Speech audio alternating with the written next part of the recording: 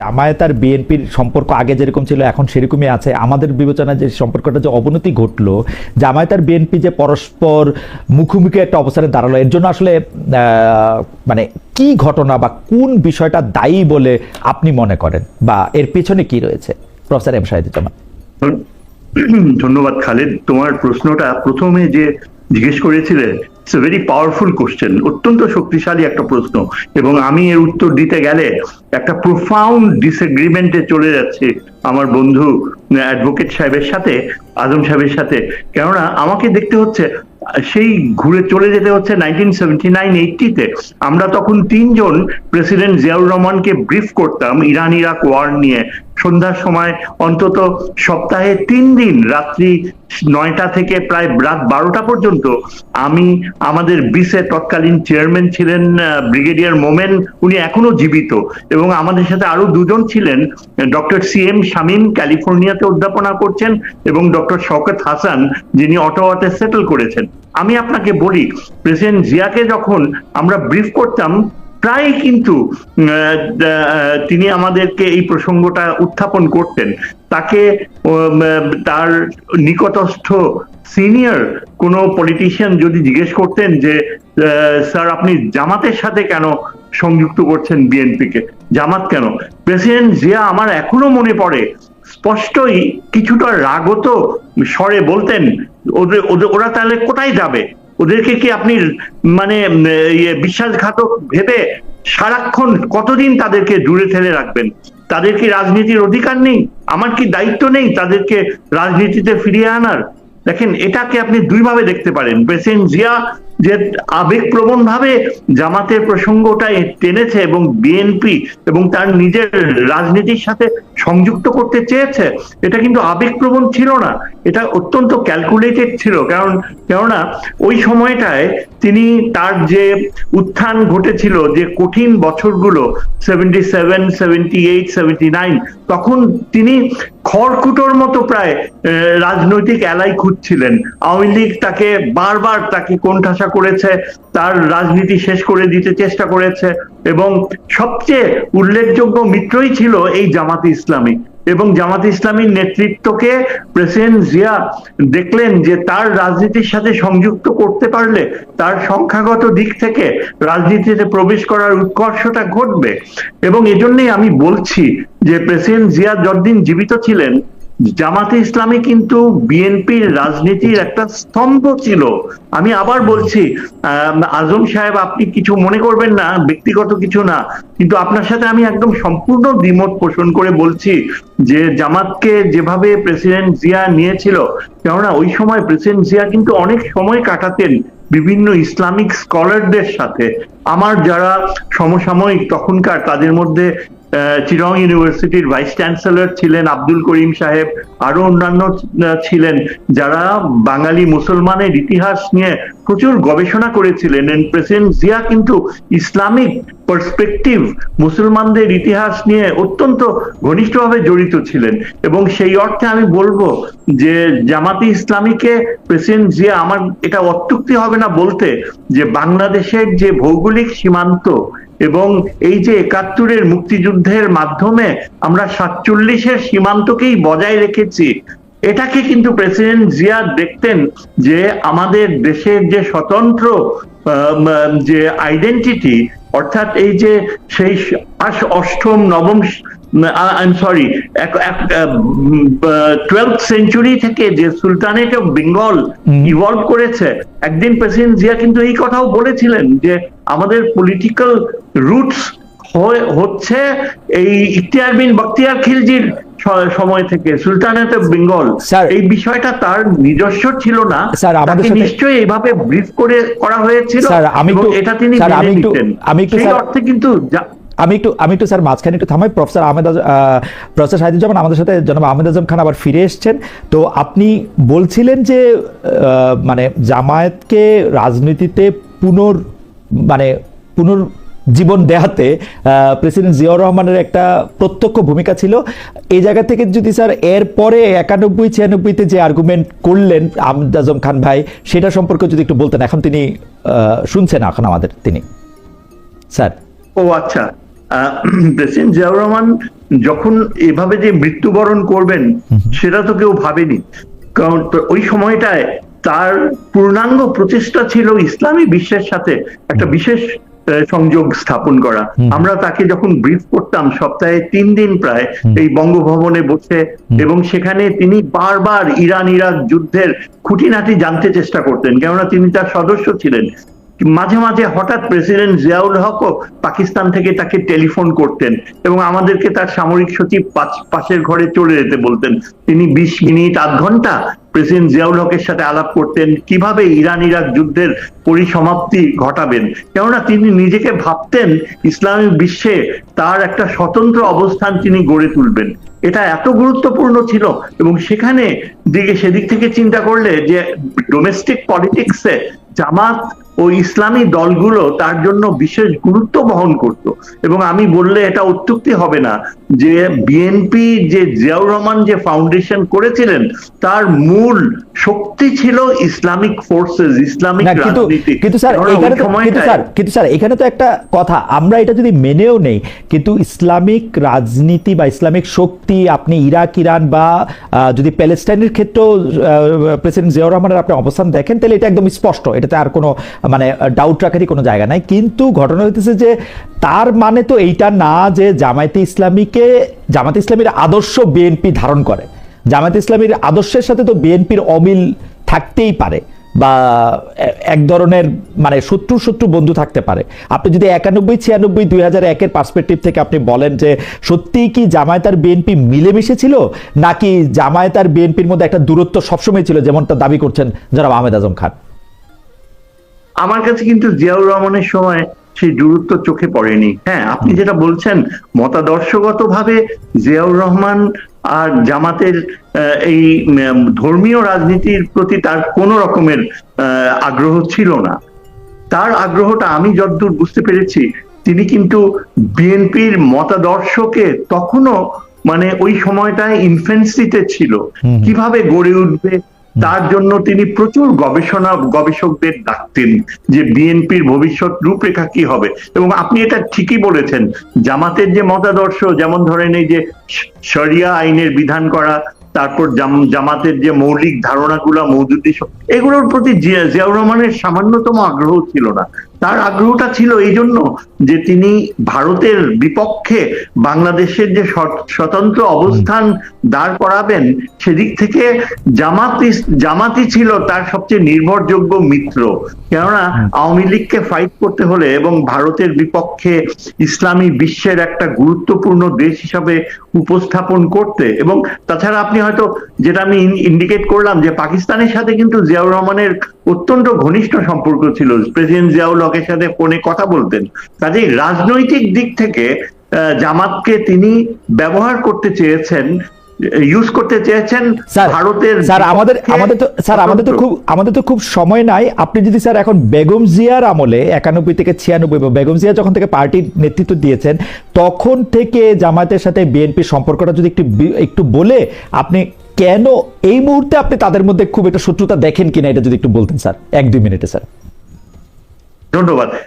বেগম জিয়ার সময় কিন্তু বেগম জিয়ার খুব একটা মানে আমি শ্রদ্ধা রেখেই বলছি যে রাজনীতির ব্যাপারে তার খুব বেশি গভীর যে গবেষণাধর্মী মনোভাব সেটা ছিল না, স্বাভাবিক কারণেই ছিল না। তিনি এক্সপেক্ট করেননি যে রাজনীতির দায়িত্ব তার হাতে পড়বে, সুতরাং তিনি অনেক বেশি রিলাই করতেন তার আমলাদের উপর এবং বিএনপির সেই সময় উদীয়মান নেতৃত্ব। এরা কিন্তু জিয়াউর রহমানের সময় তাদেরকে অনেকে চিনতই না, যেমন ফখরুল ইসলাম আলমগীর বলেন, আরো অন্যান্য আমির খসরু মাহমুদ চৌধুরী বলেন, এরা বেগম জিয়ার প্রোডাক্ট, এবং প্রেসিডেন্ট জিয়ার সাথে এদের কোনো সম্পর্ক কোনো কিছুই ছিল না। কাজে এতে অবাক আপনি যেই প্রশ্নটা করলেন শেষে যে কেন জামাতের সাথে বর্তমানে দূরত্ব হয়ে গেল, এটার কারণ হচ্ছে এই যে প্রেসিডেন্ট জিয়ার যে রাজনীতি, সেই রাজনীতির সাথে এদের সরাসরি কোনো পরিচিতিই ছিল না। ফখরুল ইসলাম আলমগীর বিএনপিতে যোগ দিয়েছে জিয়ার মৃত্যুর প্রায় 10 বছর পরে, এবং এখন যদি আপনি তার কথাগুলো শুনেন, তার ভাষাগুলো শুনি, আমি অবাক হয়ে যাই। আমি কিছুতেই জিয়াউর রহমানের সাথে এই ভদ্রলোককে রিলেট করতে পারি না। তিনি বামপন্থী ছিলেন। এবং এই যে এখনকার যারা রয়েছে, আমির খসরু মাহমুদ চৌধুরী বলেন, তারপরে এই যে একদম লেটেস্ট প্রোডাক্ট হচ্ছে সালাউদ্দিন, 9 বছর ভারতীয় কাস্টাডিতে থাকার পর তিনি এক লাফে এসে বিএনপির মুখ্য নেতা হয়ে যান। এটা তো মানে স্বাভাবিক কমন সেন্সও বলবে যে নিশ্চয়ই একটা বিশেষ কারণ রয়েছে, তা না হলে এটা কিভাবে সম্ভব? আমার তো বিএনপিতে স্যার আমি একটু আপনাকে আবার পরে আপনার কাছে ফিরে আসবো, কিন্তু স্যার আপনি যে 9 বছর লাভ দিয়ে, তো আপনি তো এটাকে অন্যভাবেও দেখতে পারতেন যে উনি 9 বছর আসলে অনেক, আপনি সালাউদ্দিন সাহেবের কথা বলতেছেন যে অনেক ভুক্তভোগী হয়েছেন। আপনি মির্জা ফখরুল ইসলাম আলমগীরকে আপনি দেখবেন যে দল 15 বছর এইরকম নিষ্পেষণের মধ্যেও, আওয়ামী লীগের এরকম দুঃশাসনের মধ্যে দলটিকে তিনি একসাথে ধরে রেখেছেন। যারা আমির খসরু মাহমুদ চৌধুরীকেও আপনি দেখতে পারতেন সিনিয়র নেতৃবৃন্দের মধ্যে সবচেয়ে বেশি অ্যাক্টিভ ছিলেন। কিন্তু আপনি স্যার উল্টোটা দেখছেন কেন, সেটা একটা প্রশ্ন। আমরা আবার আপনার কাছে আসবো। যারা আহমেদ আজম খান, আমাদের বক্তব্যের মধ্যে কিন্তু আপনি কিছুক্ষণ বাইরে ছিলেন, কিন্তু স্যার কিন্তু একদম স্পষ্ট বলেছেন যে জামাতের সাথে বিএনপির একটা নিবিড় সম্পর্ক ছিল। এই নিবিড় সম্পর্কটা যে এখন শেষ হয়েছে তার কারণ তারা জিয়াউর রহমানের আদর্শ থেকে একটু দূরে সরে গেছেন। আমাদের প্রশ্ন, আমরা যদি এরকম ভাবে করি যে বিএনপির সাথে তো জামাতের একটা সুসম্পর্ক ছিল, এই সুসম্পর্কটা নাই, পরিবর্তনটা কার হয়েছে, বিএনপির নাকি জামায়াতের? আজম ভাই একটু যদি জি দেখুন, শহীদুজ্জামান ভাই তার দৃষ্টিভঙ্গি থেকে তিনি আলোচনা করেছেন। যেমন তিনি বলেছেন যে ম্যাডাম খালেদা জিয়া খুব গবেষণা ধর্মী রাজনীতিটা করেননি, এটা ওনার দৃষ্টিভঙ্গি। আমি বলবো যারা গণতান্ত্রিক রাজনীতি করে তারা কেউই কিন্তু গবেষণা ধর্মী করে না। যে কোনো গণতান্ত্রিক রাজনৈতিক দলের আলাদা থিঙ্ক ট্যাঙ্ক থাকে, সেই থিঙ্ক ট্যাঙ্ক এই রাজনৈতিক নেতৃত্বকে যেভাবে বিভিন্ন প্ল্যানিং দেয়, তার উপরেই রাজনৈতিক নেতৃত্ব রাজনীতিটা করে থাকেন বা নেতৃত্বটা দিয়ে থাকেন। আমি মনে করি যে বাংলাদেশের রাজনীতিতে স্বাধীনতার পর থেকে এখন পর্যন্ত সবচেয়ে দেশপ্রেমিক এবং সবচেয়ে জনপ্রিয় নেত্রী দেশনেত্রী ম্যাডাম খালেদা জিয়া। কাজেই তিনি যেভাবে নেতৃত্বটা দিয়েছেন বিএনপিকে এবং যেভাবে 9 বছর আন্দোলন করে স্বৈর শাসকের পতন ঘটিয়েছে, অনেকেই সেই কৃতিত্বটা নিতে পারেন, কিন্তু আসলে বিএনপির সেই কৃতিত্বই একক কৃতিত্ব দেশনেত্রী ম্যাডাম খালেদা জিয়ার। এবং তারপর তিনবার তিনি প্রধানমন্ত্রী হয়েছেন এবং দেশকে তিনি যেভাবে নেতৃত্ব দিয়েছেন। এখন শহীদুজ্জামান ভাই যেটা বললেন যে বিএনপির সাথে জামায়াতের নিবিড় সম্পর্ক, দেখুন একটা দলের সাথে যে দীর্ঘদিন যদি অ্যালায়েন্স থাকে, সম্পর্কটা তো একটু গভীর থাকেই। তাই বলে ওই দলের আদর্শ আর এই দলের আদর্শ মিলে যাবে তা কিন্তু না। আচ্ছা ঠিক আছে, যেটা আমরা সবসময়ই বলি। ভাই আমরা ধরে নিলাম যে আদর্শের মধ্যে কিছু পার্থক্য ছিলই। এমন কোন ঘটনা কি আছে যেটা জামায়াতের সাথে বিএনপির সম্পর্কটা একটু খারাপ দিকে যাওয়ার ক্ষেত্রে ট্রিগার করেছে? আমরা এটাই জানতে চেয়েছিলাম যে মানে জামাতের সাথে তো বিএনপির একরকম আমরা সম্পর্ক ছিলই, যেটা আমরা সাদা চোখে যেটুকুই দেখি। কোন স্পেসিফিক ঘটনা এটাকে ট্রিগার করেছে কি নাজম ভাই? না, কোন স্পেসিফিক ঘটনা নয়।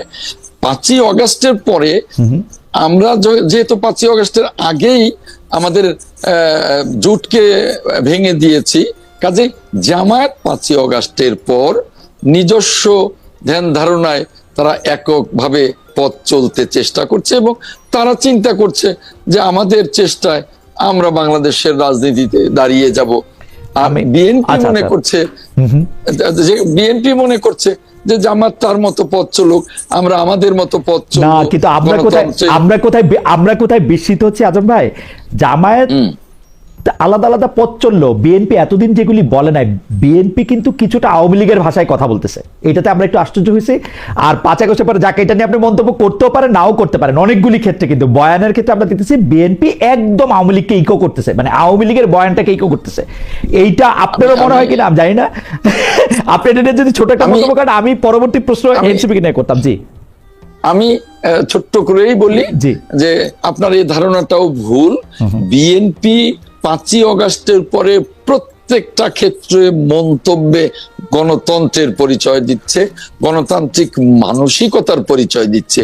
সেখানে আওয়ামী লীগের মতো রাজনীতি বা আওয়ামী লীগের মতো মন্তব্য বা আওয়ামী লীগের মতো কিছু করছে, এটা আদৌ সত্যি নয়। Okay. বিএনপি স্বতন্ত্রভাবেই গণতান্ত্রিক চর্চার আপনাকে বক্তব্য পাশাপাশি দেখে বিবৃতি দেখাতে দিচ্ছে। পারি যে বিএনপি কোথায় আওয়ামী লীগের মতো মন্তব্য করছে এবং কোন মন্তব্যগুলি আসলে বিএনপি তার আগের 16 বছর 15 বছর 20 বছর আমরা করতে দেখিনি। যাই হোক, আমি কথায় আসি, 5 আগস্টের পরে বিএনপি রাজনীতিতে, আজম ভাই আপনি থাকেন, আপনি চলে 5 আগস্টের পরে বিএনপি রাজনীতি, এই প্রশ্নটা আপনাকে করতে চাই আমি, আবার তারপরে স্যারকে অন্য একটা এই প্রসঙ্গে জানতে চাইবো যে 5 আগস্টের পরে যেটা হয়েছে, বিএনপি আসলে মোটামুটি ভাবে মুখে জাতীয় সরকারের কথা বললেও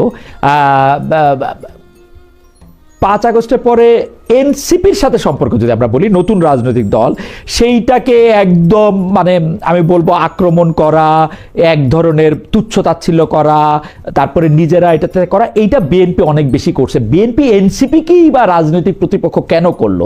এখন আবার শুনতেছি বিএনপি আর এনসিপির মধ্যে একটা রাজনৈতিক জোটও হইতে পারে, কিন্তু ফ্যাক্ট রিমেন্স, জোট হোক বা না হোক, আপনার কাছে কি মনে হয় না আজম ভাই, বিএনপি এনসিপিকে বা এই নতুন রাজনৈতিক দলকে কে বেশি ওই 5 আগস্টে বা জুলাই আগস্টে কে বেশি আত্মত্যাগ করেছে সেটা নিয়ে মানে অত্যন্ত অন্যায্য অনেক সময় আক্রমণ করেছে? আমার তো মনে হয় না, কারণ এনসিপি দলটা গড়বার পরেই তাদের নেতারা যে লাগামহীন বক্তব্য রেখেছে এবং এখনো রাখছে বিভিন্ন জায়গায়, বিভিন্ন ফোরামে, বিভিন্ন স্টেজে, বিএনপি কিন্তু তা রাখছে না। বিএনপি অত্যন্ত ম্যাচিউরিটি নিয়ে, অত্যন্ত সতর্কতার সাথে মন্তব্য করছে। সেইখানে নতুন রাজনৈতিক দল হিসেবে যতটা পরিপক্কতার পরিচয় দেওয়া উচিত ছিল তা তো এনসিপি দিচ্ছে না, বরং এনসিপি যে লাগামহীন মন্তব্য, যা সারা জাতিকেই কিন্তু হতাশ করছে। কারণ পুরো জাতি চাচ্ছিল, বিএনপি চাচ্ছিল যে এনসিপি যে তরুণ নেতৃত্ব, তারা জাতির প্রত্যাশা পূরণ করবে, তারা রাজনীতিতে বড় একটা জায়গা করে নেবে, তারা বাংলাদেশের গণতান্ত্রিক রাজনীতিকে সমৃদ্ধ করবে।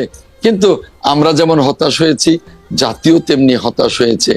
এনসিপির বিভিন্ন কর্মকাণ্ডে, বিভিন্ন বক্তব্য বিবৃতিতে তাদের যে লাগামহীনতা, এটা আমরা কোনোভাবেই আশা করিনি।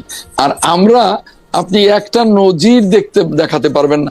সেদিনও এনসিপির এক নেতা ঐক্যমত্য কমিশনকে সালাউদ্দিন কমিশন বলেন। এই যে কটাক্ষ, এখনো তো এনসিপির সাথে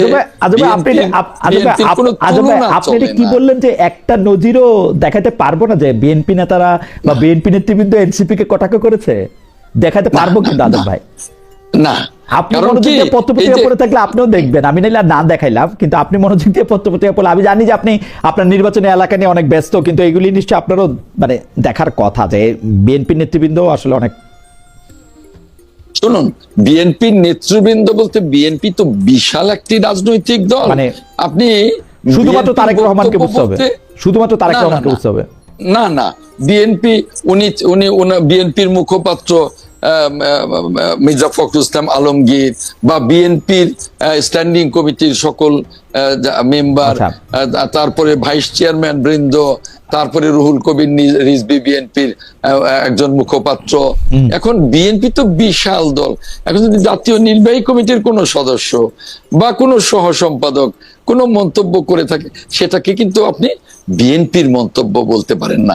তবে আমি যতটুকু দেখেছি, লক্ষ্য করেছি, আমি নিজে কথা বলেছি, এনসিপি কে বা কোন রাজনৈতিক দলকে বিএনপি শিষ্টাচার বহির্ভূত কোনো মন্তব্য করেনি। জনাব আহমেদ ইউসুফ খান, আপনাকে অনেক ধন্যবাদ। আমি একটু প্রফেসর এম শাহিদুজ্জামানের কাছে যাবো। প্রফেসর এম শাহিদুজ্জামান, আপনার কাছে কি মনে হয় 5 আগস্টের পরে বিএনপি যে রাজনৈতিক অবস্থান নিয়েছে, সেখানে বিএনপি রাজনৈতিক মিত্র তৈরি করার বদলে, জামায়াত তো বটেই, সদ্য জন্মটা এনসিপি এবং নানা ধরনের দলের সাথে এক ধরনের শত্রুতাই তৈরি করে গেছে, যদি আমরা এটা সোজা বাংলা ভাষায় বলি, তাহলে সেই ক্ষেত্রে এটার কারণ কি বলে আপনি মনে করেন, বা আপনি মনে করেন কিনা যে শত্রুতা বিএনপি আসলে তৈরি করেছে?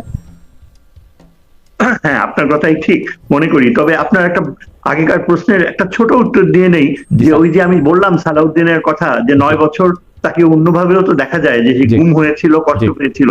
না, গুম হয়নি, কষ্টও পায়নি। তিনি বহাল তবিয়তে এস আলমের গ্রুপের কর্মকর্তা হিসাবে সেখানে তারই টাকায় ওইখানে আরামে ছিলেন। এবং তার ছেলেকে দেখলাম পরশুদিন আমাদের চিফ অ্যাডভাইজারের সাথে ছবি তুলতে। একবারও কিন্তু তার ছেলে ওই সময়টায় তুলে ধরেনি মিডিয়াতে যে তার বাবা গুম হয়েছিল। আচ্ছা, তারপরে আমি বলি যে এই যে 15 বছর ধরে বিএনপি নেতারা অনেক কষ্ট পেয়েছে, অনেক ইয়ে করেছে, হ্যাঁ পেয়েছে, কিন্তু পায়নি কারা?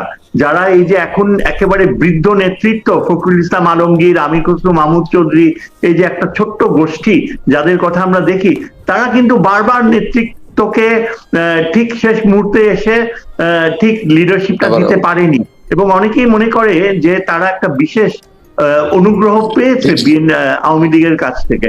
আজকে আপনি যদি আপনার প্রশ্নের উত্তরে যাই, এখানে যে এই 5ই অগস্টের পরে কেন ওই ছাত্রদের সংগঠনের সাথে বিএনপির এই দূরত্বটা হয়েছিল?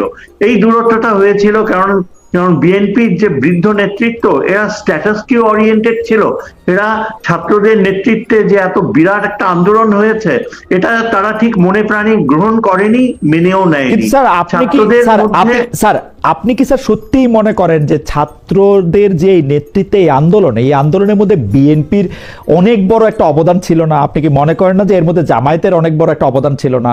স্যার, আপনি কি এইটাও মনে করেন না যে 15 বছর ধরে বিএনপি যে রাজপথে আদালতে আন্দোলন করলো, ত্যাগ স্বীকার করলো, ওই ছাত্ররা যদি বা আমরা সবাই যদি সে সময় বিএনপিকে সমর্থন করতাম, তাহলে আওয়ামী লীগের শাসনামলে তো লম্বা হয় না স্যার। মানে ছাত্ররা তো তাদের নিজেদের ইস্যু নিয়ে প্রথম ক্ষমতা সামনে আসলো, কিন্তু বিএনপিকে তো এই 15 বছর 17 বছর স্যার এই ঝামেলাটাকে নিতেই হয়েছে। এইটা কি স্যার আপনি দেখবেন না? সেটা আমি মেনে নিচ্ছি, কিন্তু বিএনপি যতই সেই সংগ্রাম করুক, ওই সংগ্রামের মাত্রা বিএনপির নেতৃত্বে এমন কোনো ধারালো কোনো কিছু ছিল না যে আওয়ামী লীগের পতন ঘটাবে। এবং সেটার বিশেষ কারণ ছিল এই যে ভারত নিষ্ঠার সাথে আওয়ামী লীগকে সমর্থন দিয়ে গিয়েছে। স্যার এইটা একটা কারণ স্যার, কিন্তু ইতিহাসের খাতিরে তো আপনি বলতে হবে, এইবার যেমন জুলাই আন্দোলনের এই প্রাণক্ষয়ী সংঘর্ষে আমরা যেমন সবাই মিলে এটাতে অংশগ্রহণ করেছিলাম যে যার জায়গা থেকে, বিএনপির এই আন্দোলনগুলিতে তো আমরা কেউ অংশগ্রহণ করি নাই। বিএনপির লেজিটিমেট আন্দোলনের মুখে বা মানে চাহিদার মুখে আমরা তো ছিলাম না ওদের পাশে। এটা কেন স্যার আমরা অস্বীকার করব? স্যার আমরা তো দিনের পর, আপনি খুব ভালো করে জানেন স্যার, দিনের পর দিন শেখ হাসিনার সরকারকে তো একরকম মেনেই নিয়েছিলাম আমরা। মানে এটা তো অস্বীকার করার কোনো উপায় নাই না, সেটা বিতর্কের বিষয়। আমাদের মধ্যে অনেকে ছিল যে অনেক সাহস করে, অনেক রিস্ক নিয়ে অনেক কিছু লিখতাম, এই যে সোশ্যাল মিডিয়াতে কিছু তুলে ধরতাম। স্যার এর জন্য আপনারা অনেক ভুক্তভোগীও হয়েছেন স্যার, কেউ আমি যতদূর জানি। হ্যাঁ, তা তো নিশ্চয়ই হয়েছে। অনেকে লাকি ছিল, যেমন আমি তুলনামূলক ভাবে আমি বলবো যে আমি অনেক লাকি ছিলাম। আমাকে অনেকে ওয়ার্নিং দিত যে ভাই এগুলো লেখো না, এসব করো না, তুই বিপদে পড়বা। তারপরেও কিন্তু ঝুঁকি নিয়ে লিখতাম, এবং আমার ছাত্র ছিল অনেকে যারা গুরুত্বপূর্ণ সরকারি পদে ছিল, তারা বলতো স্যার আপনি কলম ধরে লিখেন। আচ্ছা, এটা আমার কথা না বলাই ভালো, কিন্তু যে কথা আমি বলতে যাচ্ছি যে বিশেষভাবে ছাত্রদের যে স্যাক্রিফাইস, বুকের রক্ত দেয়া, এটা কিন্তু অ্যাবসলিউটলি অন্যরকম ছিল, অন্য মাত্রায় নিয়ে গিয়েছে। যার কারণে ভারতের নিরাপত্তা উপদেষ্টা, যিনি সরাসরি সমস্ত কিছু টেলিভিশনে দেখছিলেন, তিনি সরাসরি সেনাবাহিনী প্রধানকে বললেন যে এটা ঠেকানো যাবে না, আপনি শেখ হাসিনাকে পাঠিয়ে দেন। এটা তো সত্যি কথা যে শেখ হাসিনা পুরাপুরি, আওয়ামী লীগ পুরাপুরি ভারতের নির্দিষ্ট ছক অনুযায়ী চালিয়ে যেতে চাচ্ছিল। হাসিনা তো চেয়েছিল যে ভারতীয় সামরিক বাহিনী হস্তক্ষেপ করুক, তিনি সরাসরি যে সেটা বলেছেন, এটাও তো সত্যি কথা। তাইলে কি সম্ভব হতো বিএনপির পক্ষে ঠেকানো? কারণ এটা ওই আজিজ দোভাল বুঝতে পেরেছিল যে শত শত হাজার হাজার মানুষ ঢাকা শহরে ঢুকছে, তারা রক্ত দিচ্ছে, বুলেটের সামনে দাঁড়াচ্ছে। এই প্রক্রিয়াটা তো একেবারে অভিনব ছিল। স্যার আমি এটা অস্বীকার করতেছি না, কিন্তু যদি বিএনপি এবং জামায়াতের মতো এত সাংগঠনিক দক্ষতা সম্পন্ন, বিশেষ করে বিএনপির যাদের গ্রাসরুট লেভেলে প্রচুর পেনিট্রেশন, মানে অনেক লোকজন আছে, তারা যদি পাশে না দাঁড়াইতো, স্যার আপনি কি মনে করেন শুধু ছাত্রদের পক্ষে এই আন্দোলনটা কন্টিনিউ করা বা জয়লাভ করা সম্ভব হইতো স্যার? আপনি কি এরকম মনে করেন? না, আমি সেটা অস্বীকার করছি না।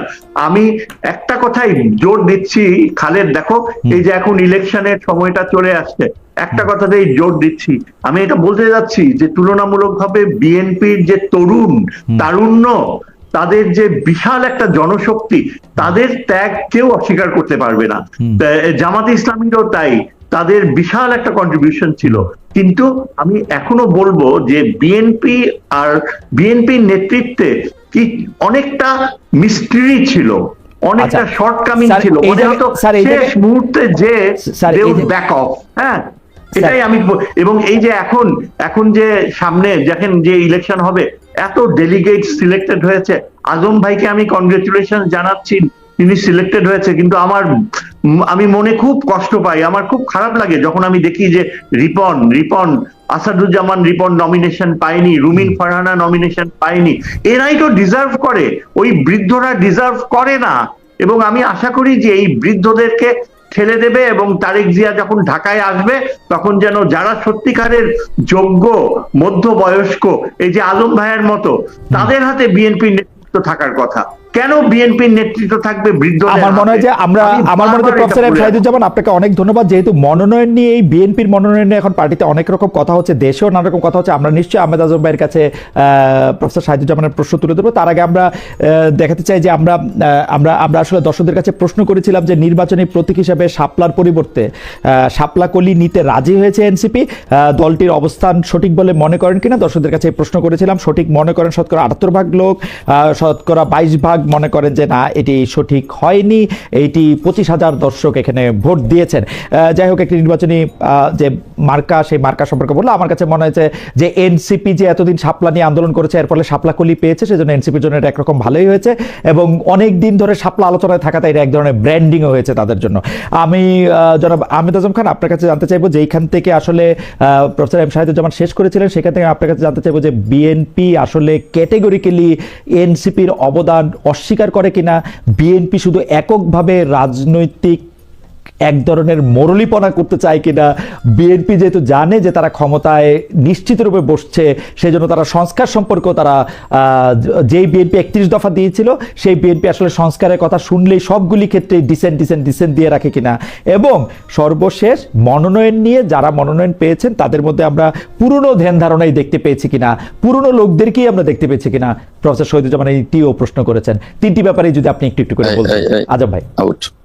আজম ভাই, তিনটি ব্যাপারে যদি একটু করে বলতেন। এনসিপি সংস্কারের ব্যাপারে আসলে বিএনপির এক ধরনের বিএনপির এক ধরনের খুবই, এতবার আজম ভাইয়ের কানেকশন, স্যার আজম ভাইয়ের কানেকশন আবার ইয়া হয়ে গেছে, মানে কি বলে জানি, ব্ল্যাক ফ্রেম। এটা কি আমাদের আজম ভাই কি ফিরে আসছেন? জি আজম ভাই, তিনটি বিষয় যদি একটু বলতেন। জি আজম ভাই। জি প্রথম কথাটা হলো যে ডক্টর শাহিদুজ্জামান ভাই তার দৃষ্টিভঙ্গি থেকে বলেছেন। আমি কিন্তু ডক্টর শাহিদুজ্জামান ভাইকে খুব সম্মান করি। যখন ফ্যাসিবাদ বিরোধী আন্দোলনে আমি রাজপথে ছিলাম, আমি টক শোতে ছিলাম, আমি আদালতের লড়াইয়ে ছিলাম, তখন আমি দেখেছি প্রফেসর শাহিদুজ্জামান ভাইকে তার শক্ত লেখনীতে, তার টকশোর শক্ত বক্তব্যে, যে কারণে আমি তাকে অত্যন্ত সম্মান করি। যে তার যে অবদান ফ্যাসিবাদ বিরোধী আন্দোলনে, এটাও কিন্তু মনে রাখবার মতো, এটা স্মরণীয়। সাথে সাথে এটা বলবো যে এই যে 15 বছরের দীর্ঘ বিএনপির আন্দোলন, এই বিএনপির এই দীর্ঘ আন্দোলনকে কিন্তু অস্বীকার করবার কোনো জো নেই। মাত্র 36 দিনের আন্দোলনে কিন্তু একটা সরকারের, ফ্যাসিবাদ, বিশেষ করে ফ্যাসিবাদী সরকারের পতন হয়নি। আর সেই আন্দোলনে বিএনপি সহ অঙ্গ সংগঠনের 800 নেতা কর্মী শাহাদাত বরণ করেছে। সেখানে কিন্তু অন্য কোনো দল এই সংখ্যাটি বলতে পারবে না। আর বিএনপি মাঠে একমাত্র বড় রাজনৈতিক দল যারা সারফেসে থেকে রক্ত দিয়ে, গুম হয়ে, খুন হয়ে, 60 লক্ষ মামলা হামলা মোকাবেলা করে রাজপথে ছিল। অন্য রাজনৈতিক দলটি কিন্তু গুপ্ত হয়ে গিয়েছিল, না, কিন্তু আজম ভাই, আমি খুব বিনয়ের সাথে আমি বলি যে বিএনপির এই অবদান বা বিএনপির এই আত্মত্যাগ, সেটা কিন্তু আমি স্মরণ করি। কিন্তু আপনি যদি জুলাই আগস্ট ধরেন, আপনি যদি জুন জুলাই আগস্ট ধরেন, কতজন ছাত্র ছাত্রী শিক্ষার্থী, তারা, তাদের আগে কেউ নাই, পিছে কেউ নাই, আড়ালে কে আছে সেটা আমরা দেখতে পাচ্ছি না, কিন্তু তারা কিন্তু দাঁড়ায় ছিল। তারা স্কলারশিপের ইয়া শোনে নাই, তারা মানে তারা গুলি খাইছে এটা মানে নাই, তারা কিন্তু এটা দাঁড়ায় ছিল। পরে তারা কি হয়েছে সেটা কথা পরে পরে তারা কথায় কথায় আমাদেরকেও বলে যে আমরা বিদ্রুপ করি, আমরা তাদের নিয়ে কথা বলি, তারা কিছুই বোঝে না পরে। কিন্তু ওই পর্যন্ত 5 তারিখ পর্যন্ত আপনি তাদের অবদান কেমনে অস্বীকার করবেন যে তারাই কিন্তু আসলে নেতৃত্ব মানে এই জায়গাটা দিয়ে এত বড় একটা ইয়াকে হটাতে পারছিল। পরের কথা আপনি যদি না বলেন, এবং বিএনপি সবার আগে তাদেরকে মানে আক্রমণ করতে শুরু করছে কিনা এটাও যদি একটু বলতেন। একেবারেই অস্বীকার করছি না, কারণ আমরা জানি যে এই ছাত্রদের মধ্যেও প্রচুর ছাত্র দলের নেতা ছিল। প্রিয় দর্শক, আসসালামু আলাইকুম। প্রিয় দর্শক, এই শেষ পর্যন্ত ভিডিওটি দেখছেন সেজন্য আপনাকে অনেক অনেক ধন্যবাদ। প্রিয় দর্শক, খালেদ মহিউদ্দিন ভাইয়ের আজকের এই ভিডিওটি দেখে আপনার কি মনে হলো সেটি অবশ্যই কমেন্ট বক্সে জানাবেন। আপনার মূল্যবান মতামত অবশ্যই কমেন্ট বক্সে জানাবেন। আপনার মূল্যবান মতামত কমেন্ট বক্সে জানালে আরেকজন এসে পড়বে এবং সে অনেক কিছু জানতে পারবে, অনেক কিছু শিখতে পারবে। প্রিয় দর্শক, বিএনপি এবং জামাতের যে গোপন তথ্যগুলি আজকে আমরা শুনতে পেলাম, এই তথ্যর ভিত্তিতে আপনার মতামত শুনতে চাই। এই কথাগুলি কতটা যৌক্তিক, কতটা সত্য ছিল, আমার অনেক দাদু টাইপের পুরনো অডিয়েন্স আছে, তারা বলতে পারবেন যে আসলে জিয়াউর রহমান কি জামাতকে কতটা সাপোর্ট করতো বা জামাতকে কতটা ভালোবাসতো। এই সব কিছু মিলিয়ে অবশ্যই কমেন্ট বক্সে জানাবেন। আপনার কমেন্টটি যদি ভুল হয়, তারপর অন্য একজন এসে আপনার কমেন্টটিকে শুধরে দেবে, আপনার কমেন্টের ভুল ধরে দিবে। মানুষ বলতে ভুল হতেই পারে, চিন্তা ভাবনা মানুষের ভুল থাকতেই পারে, তাই বলে আরেকজন এসে ধরে দিবে সেটিকে আপনি চান না। প্রিয় দর্শক, বাংলাদেশের রাজনীতিকে সুন্দর করতে হলে আমাদের বাংলাদেশের রাজনীতিকে ভালো মানুষ আনতে হবে, ভালো মানুষের পিছনে সাপোর্ট করতে হবে, ভালো মানুষকে উৎসাহিত করতে হবে রাজনীতিতে আসার জন্য। প্রিয় দর্শক, গলায় অনেক ব্যথা, সেই কারণে কথা বলতে পারতেছি না। আজকের মতো এখানে শেষ করলাম, আবার দেখা হবে নতুন কোনো ভিডিওতে। সেই পর্যন্ত ভালো থাকবেন, সুস্থ থাকবেন। সবাইকে ছোট্ট একটু অনুরোধ করবো, আমাদের এই চ্যানেলটিকে একটি সাবস্ক্রাইব করে দিন, যাতে করে পরবর্তী ভিডিও আপলোড করার সাথে সাথে আপনার কাছে একটি নোটিফিকেশন চলে যায়, আপনি সবার আগে আমাদের এই ভিডিওটি দেখতে পারবেন। ভালো থাকবেন, সুস্থ থাকবেন। আল্লাহ হাফেজ।